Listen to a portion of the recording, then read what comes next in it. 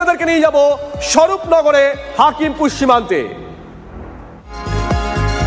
অনুপ্রবেশকারীদের ঠিক থেকে সেখানে সীমান্তের বিএসএফ ক্যাম্পে জড়ো হয়েছে কয়েকশো বাংলাদেশি অনুপ্রবেশকারী। যে ছবি আপনাদেরকে আমরা দেখাচ্ছি, 4 তারিখ থেকে রাজ্যে এসআইআর শুরু হয়েছে, তারপর থেকেই আমরা দেখছি বাংলাদেশে পালানোর হিড়িক পড়ে গেছে। তথ্য আপনাদেরকে দেব যে 11 দিনে কতজন এখনো পর্যন্ত পুশব্যাক হয়েছে। তবে তার আগে একবার লাইভ ছবি দেখবো সুমনের কাছ থেকে। সুমন,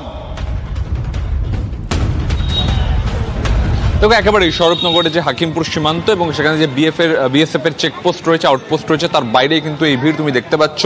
যে কেউ 2 দিন কেউ 5 দিন ধরে অপেক্ষা করছেন যে তারা তার বাংলাদেশে ফিরবেন, তার কারণ দীর্ঘদিন ধরে তারা কিন্তু কলকাতা এবং পার্শ্ববর্তী রাজ্যগুলোতে কার্যত অনুপ্রবেশ করে এখানে কর্মসংস্থানের জন্য কাজ করছিলেন। এবার কিন্তু এসআইআর শুরু হওয়ার পরেই তারা কিন্তু বাড়ি ফেরার হিড়িক তুমি দেখতে পাচ্ছ। যে ছোট্ট বাচ্চা থেকে শুরু করে মহিলারা যারা এখানে চলে এসেছিলেন বাংলাদেশ থেকে, তারা কিন্তু ফিরে যেতে চাইছেন এবং ফিরে যাওয়ার জন্য তারা অপেক্ষা করছেন। পাশাপাশি তোমাকে আরও একটা ছবি দেখাবো যে বিএসএফ তারা কিন্তু যথেষ্ট সক্রিয় এবং এখানে কিন্তু বিএসএফ এর যে তল্লাশি তার কিন্তু বেগও বৃদ্ধি পেয়েছে। এই চেকপোস্ট দিয়ে তাদের নিয়ে যাওয়া হবে এবং তার জন্যই তুমি দেখো যে বিএসএফ এর তরফ থেকে তল্লাশি চলছে। কোনো গাড়ি বা বাইকে করে যারা যাচ্ছে তাদেরকে কিন্তু পরীক্ষা করে তারপর যেতে দেওয়া হচ্ছে।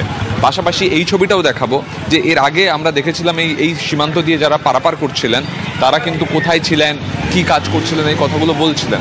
এখন কিন্তু তারা এই তথ্যগুলো প্রকাশ করতে চাইছেন না, তার কারণ কোথাও একটা ভয় বাসা বেঁধে আছে মনে যে যদি এইগুলো বলার পরে তারা। সুমন, একবার দেখি লাইভে একবার কথা বলো, কারণ এর আগে তারা বলছিলেন হঠাৎ করেই কোনো এক অজানা কারণে কথা বলা বন্ধ করে দিয়েছেন। আমরা আবারও চেষ্টা করি সুমন। একেবারেই তো আমি চেষ্টা করব। বাচ্চা খেয়েছে কিছু? দিদি কোথায় যাবেন? এখানে কোথায় ছিলেন? কত বছর আগে এসেছিলেন? এবং কোনো উত্তর পাওয়া যাচ্ছে না এবং এইভাবেই কিন্তু একেবারে মুখে হাত দিয়ে মুখ নিচু করে মুখ ঢেকে তারা বসে থাকছেন। কোথাও একটা ভয় কাজ করছে হয়তো। দাদা, ভয়ের কিছু নেই, কোথায় যাবেন? এই হচ্ছে ছবিটা তুমি দেখতে পাচ্ছ। এই অ্যাপ্রোচ কিন্তু প্রত্যেকের, এখানে কিন্তু কেউ একটা ফোঁটা কথা বলছেন না এবং মুখে রা শব্দটিও আনছেন না। আমি যতজনকে অ্যাপ্রোচ করছি তারা কিন্তু প্রত্যেকে তাদের মুখ ঢেকে কার্যত লুকিয়ে যাচ্ছেন। দিদি, কতদিন অপেক্ষা করছেন এখানে? কতদিন অপেক্ষা করছেন? কেউ কথা বলতে চাইছেন না এবং সারি সারি দেখো সবাই মুখ লুকিয়ে ফেলছেন, একেবারে মুখ নিচু করে ফেলছেন। এই ছবি একদম এই ছবি ধরা পড়ছে। তারা কোনো মতে কিন্তু দেশে ফিরতে চান। আবারও চেষ্টা করো, গোটা বাংলার মানুষ একবার ছবিটা দেখুক। একেবারে আমি কথা বলার চেষ্টা করব। দাদা, বাচ্চা কিছু খেয়েছে? হ্যাঁ, কতদিন বসে আছেন? কোথায় যাবেন? ওপারে বাড়ি কোথায়? এখানে কোথায় ছিলেন দাদা? আর ভয় নেই কিছু? এই কথা বললে তো আপনার কিছু হবে না, আপনি তো ফেরার জন্যই এসছেন। কোনো কথা বলছেন না, এইভাবেই কিন্তু নির্বাক তার। এবং মাথা নিচু করে তুমি দেখো, মাথা নিচু করে ফেলছেন সঙ্গে সঙ্গে ক্যামেরা দেখে। দাদা, কোথায় ছিলেন এখানে? আর ভয়ের কিছু নেই, কোথায় ছিলেন এখানে? কিছু বলবেন না? কতক্ষণ অপেক্ষা করছেন? কতক্ষণ অপেক্ষা করছেন দাদা? কথা বলতে পারছেন না? কষ্ট হচ্ছে? এইভাবেই কিন্তু পরিস্থিতি। কেউ কথা বলতে চাইছেন না, কথা বলছেন না এবং প্রত্যেকেই কিন্তু ফিরতে চাইছেন, সেটা ঠিকই, কিন্তু ক্যামেরা দেখলে কিন্তু কোথাও ভয়ে সিটিয়ে যাচ্ছেন। এবং এরা দীর্ঘদিন ধরেই কলকাতা শহর, কলকাতা। তোমাকে বলবো একটু যদি তোমার সঙ্গে যিনি সহকর্মী রয়েছেন একবার যদি তিনি বোঝানোর চেষ্টা করেন যে এই যে লাইনটা সেটা শুরু বা শেষ সেটা কি কোনোভাবে দেখানো বা বোঝানো সম্ভব? যারা মুখে কুলু পেটেছেন আজকে তাদের লাইনটা কোথায় শুরু হচ্ছে বা কোথায় শেষ হচ্ছে? এই যে হাকিমপুর চেকপোস্ট যেটা দিয়ে ঢুকতে হবে, মানে ওপারে যাওয়ার যে রাস্তা, সেই রাস্তার আগে থেকে যদি আমরা দেখতে শুরু করি, এভাবেই কিন্তু প্রচুর মানুষ বসে রয়েছেন এখানে এবং দীর্ঘদিন ধরে বসে রয়েছেন, দীর্ঘক্ষণ অপেক্ষা করছেন। এই বুঝি এক্ষুনি তাদের চলে যেতে হবে, এটা একবার ভাবছেন, তারপরে কিন্তু আবার যেতে পারছেন না, আবার বসে পড়ছেন। এবং এই যে সারি ধরে পরপর এই কিন্তু পুরো এলাকাটা জুড়ে কিন্তু তারা এরকম নির্বাক হয়ে কার্যত মুখ লুকিয়ে, মুখে হাত দিয়ে, মুখে আঙুল রেখে কোনো কথা বলবেন না, এই অ্যাপ্রোচ নিয়ে কিন্তু তারা। সুমন, এটাই আশ্চর্য, মানে একটা সময় তারা মুখ খুলছিলেন,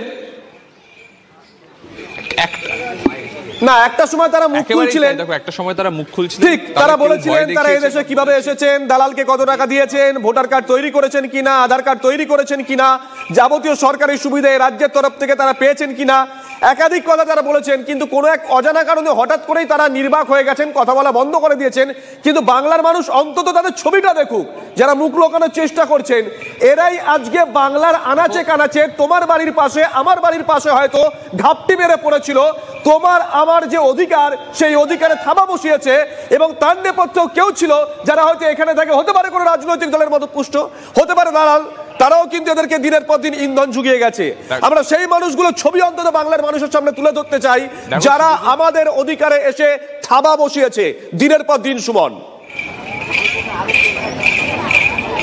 দেখো শুভজিৎ, এই যে মানুষগুলো, এদেরকে কেউ ভয় দেখিয়েছে যে এই কথাগুলো বললে হয়তো আর বাংলাদেশে যাওয়া যাবে না, আপনারা জানাবেন না আমাদের পরিচয়, যে কার মারফত আপনারা ঢুকেছিলেন, তাহলে কিন্তু আটকে দেবো যাওয়া।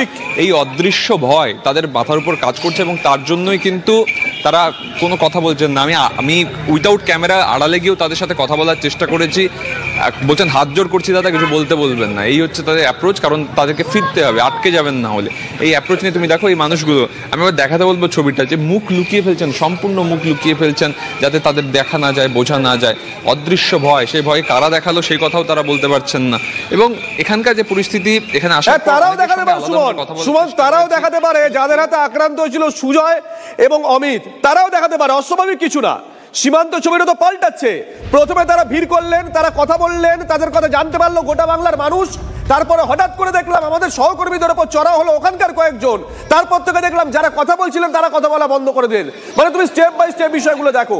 আসবো তোমার কাছে সুমন, স্টেপ বাই স্টেপ 19 দিনে 1720 জন অনুপ্রবেশকারীকে ফেরত পাঠানো হয়েছে, এমনটাই সূত্রের খবর। আবারও বলছি, স্টেপ বাই স্টেপ 19 দিনে 1720 জন অনুপ্রবেশকারীকে ফেরত পাঠানো হয়েছে, এমনটাই সূত্রের খবর।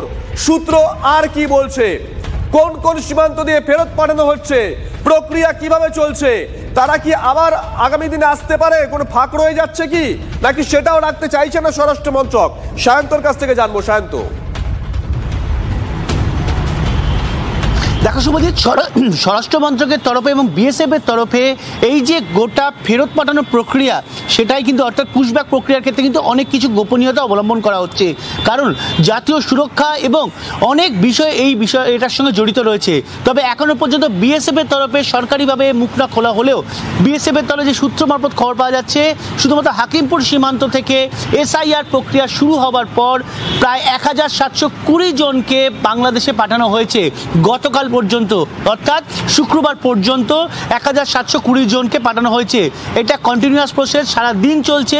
স্বাভাবিকভাবেই এই তথ্য শেষ পর্যন্ত কতই গিয়ে দাঁড়াবে সেটাই কিন্তু এখন দেখার। তবে শুধুমাত্র হাকিমপুর সীমান্ত নয়, হাকিমপুর ছাড়াও এটা 1720 কি একটা নির্দিষ্ট সীমান্তের কথা বলছো সায়ন্ত, নাকি গোটা রাজ্যে এখনো পর্যন্ত?